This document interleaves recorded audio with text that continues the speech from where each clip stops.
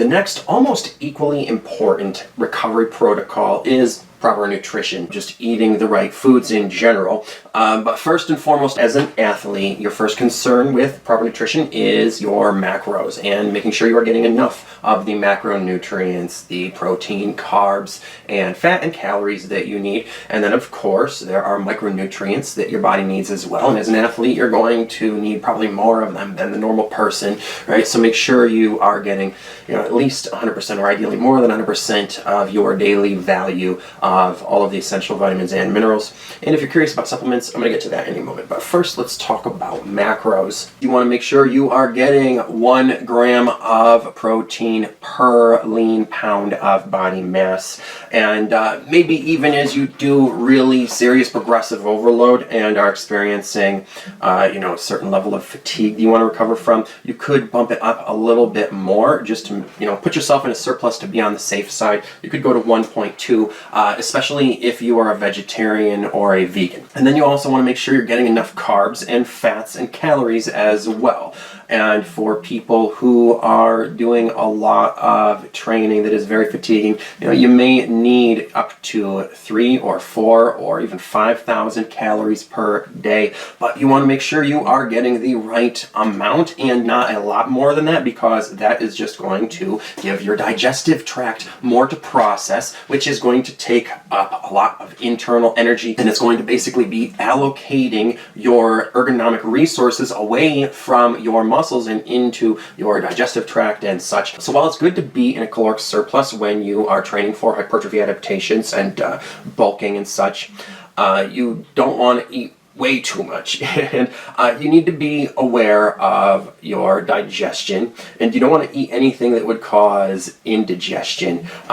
And after dinner time, you really don't even want any mild indigestion, all right? You might have some leeway with this earlier in the day, but after dinner time, when you are going to sleep, you do not want indigestion to be causing you to not enter the deepest state of sleep possible and not get the most restful sleep possible. Otherwise, that is going to interfere with your recovery. So in the evening and nighttime, you do not want to be eating any foods that are spicy, acidic, super heavy or fatty, such as, red meat and dairy. You want to keep it more bland and light, but you also do want to give yourself a lot of protein and carbs, enough for your body to be utilizing throughout the night while you fast. So you want to make sure you are getting all of the macros that your body needs in order to grow, because without those macros, you are simply not going to be able to synthesize more tissue. And don't worry, because I am coming out with a diet class where I'm going to be teaching you everything that you need to know about diet and nutrition for fitness, all right? So you can look out for that in the future.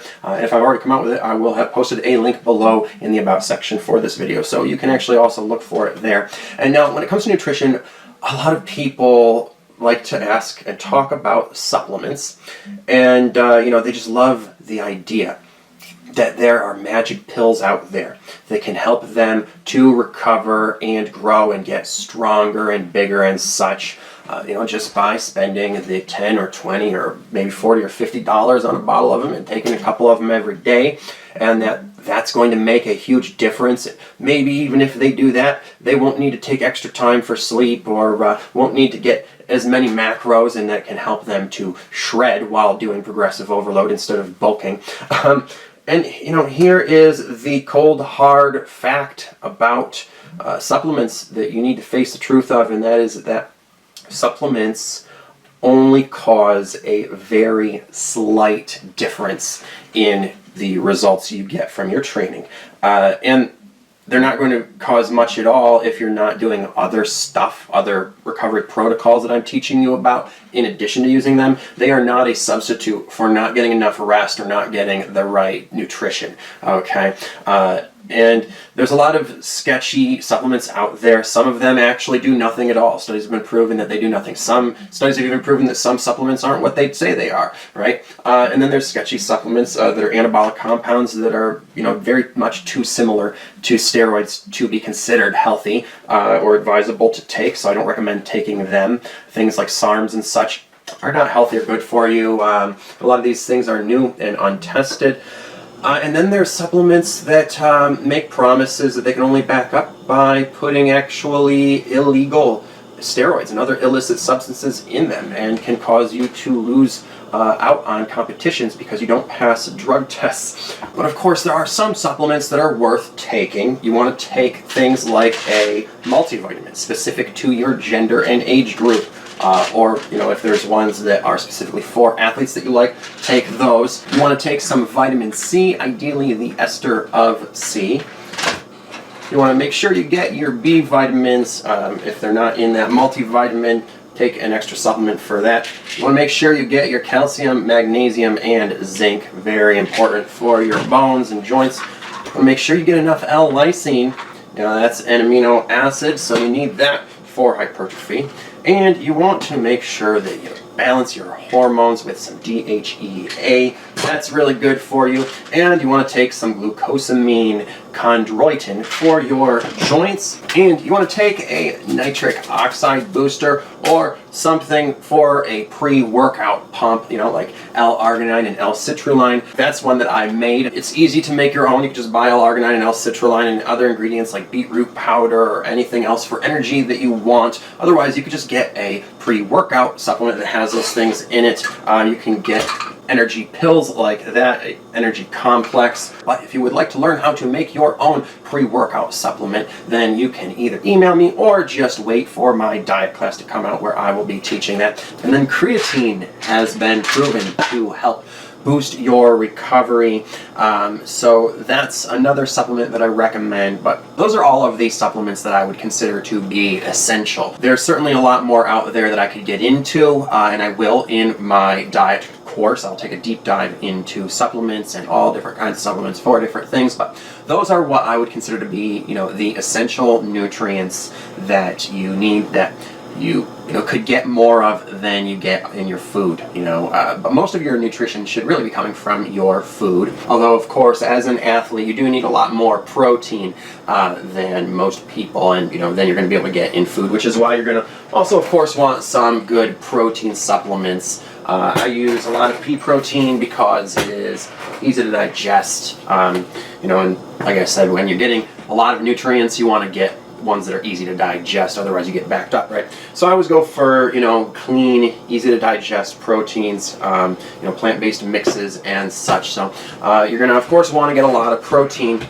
And then when it comes to anti-inflammatories, such as ibuprofen and naproxen and such, to help you to fight aches and pains from inflammation, as a bodybuilder or any kind of athlete who's doing hypertrophy training, you really shouldn't be taking ibuprofen or naproxen or any non-steroidal anti-inflammatories, because they are going to be cutting down on your hypertrophy adaptations when they cut down on your inflammation in the way that they do.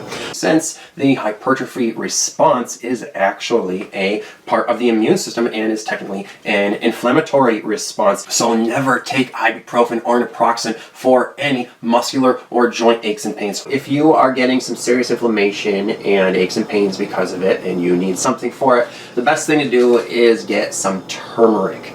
All right, and it has to be turmeric, curcumin, or you have to have curcumin, in there, some sort of black pepper or red pepper to help make it more bioavailable. But then this is actually the most powerful anti-inflammatory medicine that I have found. That really, really helps to fight inflammation whenever I get, neck and shoulder inflammation. Turmeric is a real serious help. And then there are CBD muscle balms and rubs and, other types of CBD and cannabis products, oils and such, which are really great for your muscles and will help to cut down inflammation and can really help any muscles that are suffering, inflammation, tension, knotting, aches and pains, to be able to recover much quicker. So those are all of the supplements that are really essential, and you can certainly add more to them if there's other supplements that you want to take. But the thing is that supplements are simply not doing that much for you. They do actually very little. Once you've gotten the macronutrients and micronutrients that your body needs, any supplementation beyond that is doing that much. It's giving you like 1 to 3% extra. Okay, so it's something that's really important for professional athletes who are trying to get that 1 to 3% edge on the competition.